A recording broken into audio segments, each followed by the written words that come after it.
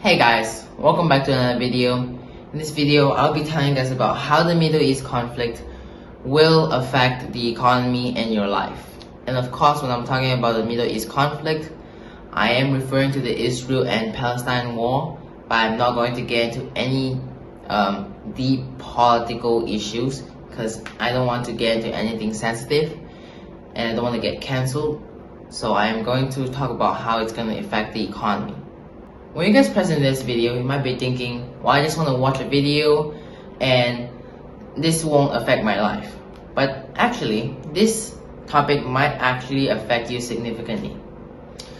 Well, what I want to talk about today is about how one part of the world can have conflict and it affects the rest of the world's economy, world prices, and even the goods that you buy in your supermarket.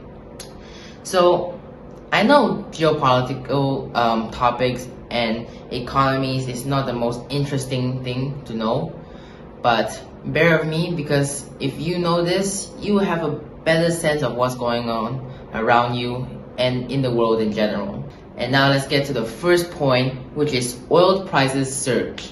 Alright, let's talk about oil. The thing that powers your car, the thing that powers the heater at your home. In this hypothetical scenario, let's say, the Middle East conflict escalates to a point where it disrupts the supply chain for oil. For example, it's basically like when you want a rare Pokemon card, but there's only a few, and that's why it's so expensive. Well, it applies for oil because it's so little oil that it was able to be exported, and now it's rare, and now it's more expensive.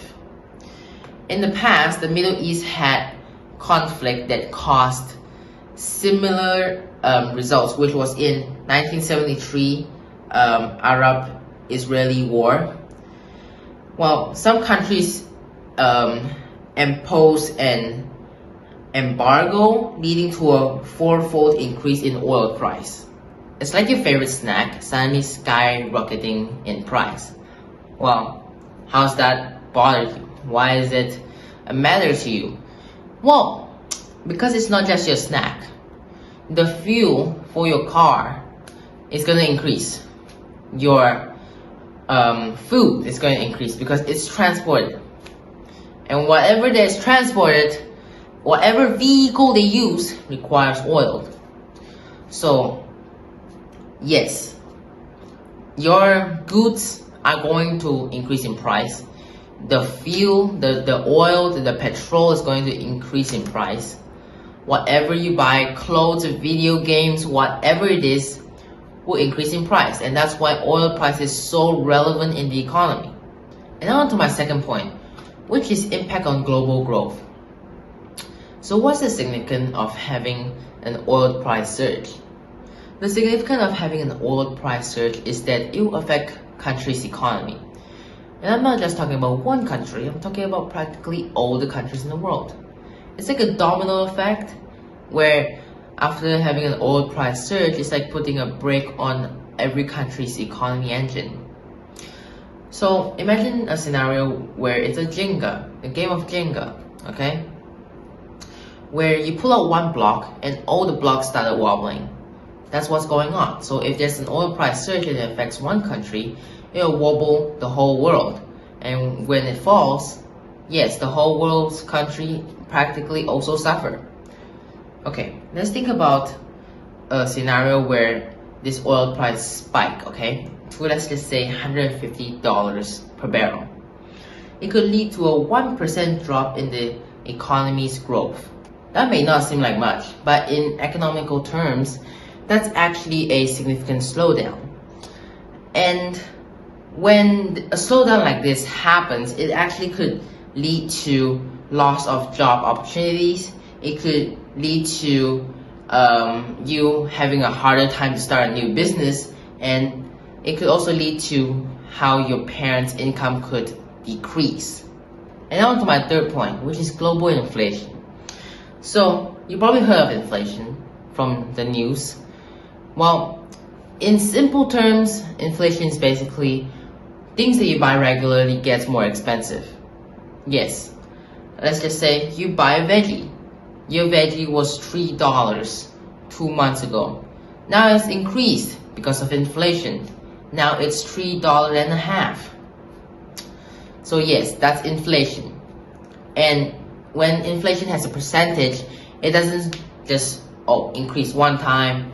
It consistently increases throughout the month, and it calculates like that.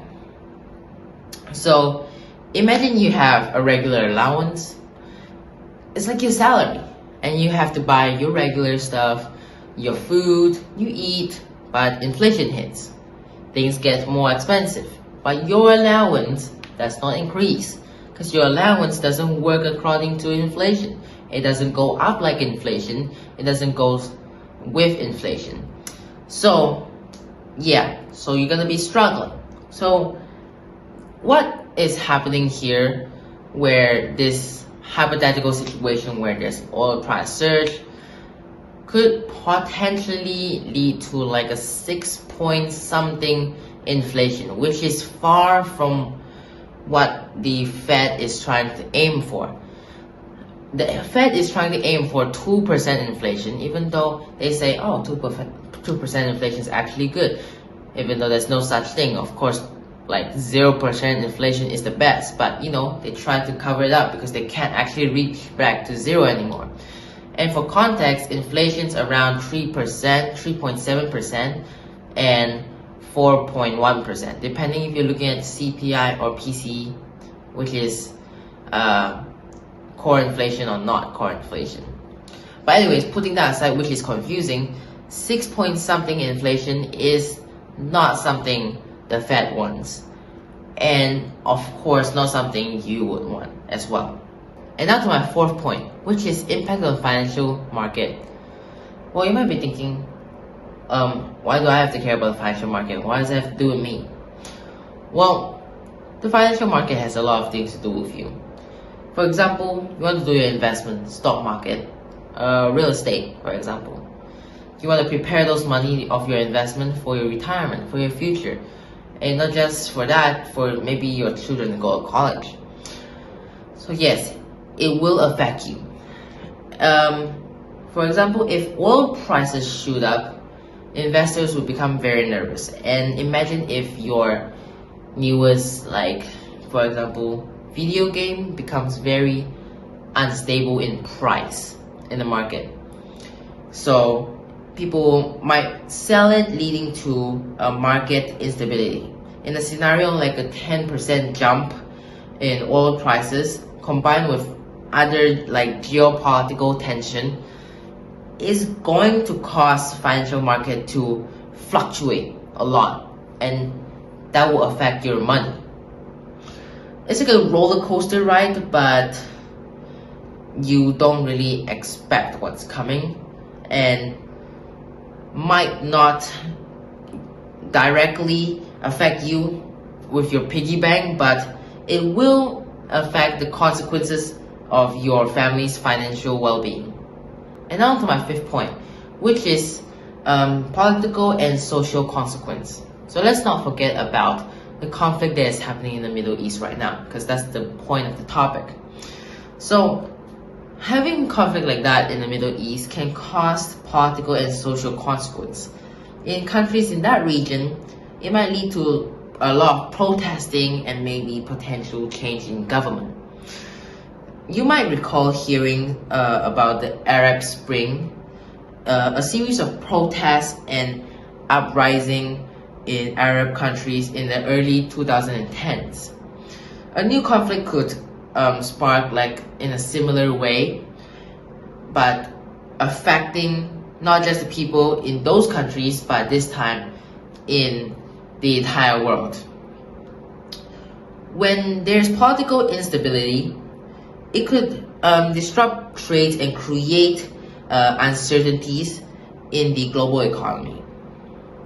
Think about it playing a game, but then suddenly somebody keeps changing the rules, like when you're playing Uno and every single person in every single country has a different rule to how you play Uno, which is really ridiculously annoying. Yes, that's how it feels like, where everybody just started changing the rules in the game and everything is uncertain.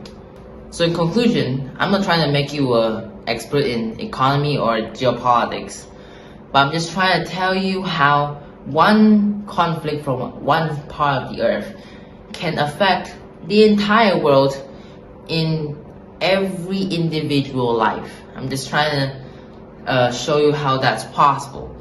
And at the same time, I'm also trying to tell you what's going on in the world so you have more sense of what's going around, happening around you.